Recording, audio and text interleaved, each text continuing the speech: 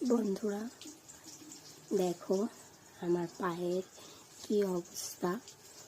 তো বুধবারের দিনকে আমি সকালবেলা রান্না করছিলাম।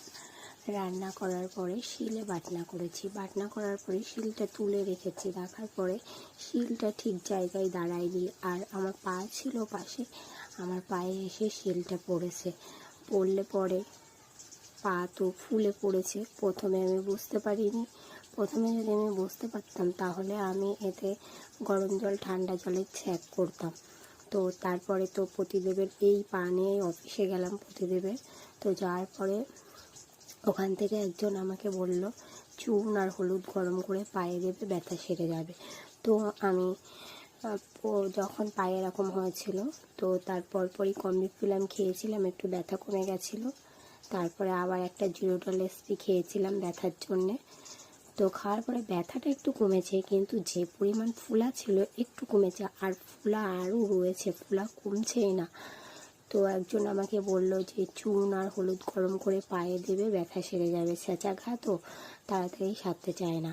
তো দেখো আমি কালকে রাত্রেবেলা চুন আর হলুদ গরম করে পায়ে আমি লাগাচ্ছি।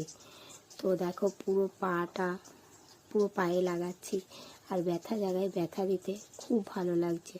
তাড়াতাড়ি কোনো কাজ করতে গেলে বিপদ এসে হাজির হবে। তো দেখো আমি তাড়াতাড়ি কাজ করছিলাম, তো আমার বিপদ কিভাবে এসে হাজির হয়েছে দেখো। এখন পায়ে প্রচণ্ড হারে ব্যথা হয়েছে আর ফুলে রয়েছে। আর তখন তো তাড়াতাড়ি আবার প্রতিদেবের অফিসে যেতে হবে। তো সেই কারণে আমি আর সেদিন ততটা গুরুত্ব দিইনি। আমি যদি ভাবছি খুব একটা কিছু হয়নি। তো হেঁটে যাওয়ার পরে রাস্তা দিয়ে তারপরে পা ফুলেছে। তারপরে দেখলাম পা ফুলেছে। পা তো জুতোর মধ্যে পরতেই পারছিলাম না, হাঁটতেই পারছিলাম না। কত কষ্ট করে হেঁটে তারপরে আমি প্রতিদেবের অফিসে গিয়েছি। তো তারপরে তো দুটো ওষুধ খেয়েছিলাম। খাওয়ার পরে ব্যথাটা একটু কমেছিল, কিন্তু ফুলা কমেনি। তো ব্যথা জায়গায় ব্যথা দিতে সত্যিই আমার খুব ভালো লাগে। তো অনেকক্ষণ ধরে আমি দেখো ব্যথা জায়গায় ব্যথা দিলাম। তো ভিডিওটা এখানেই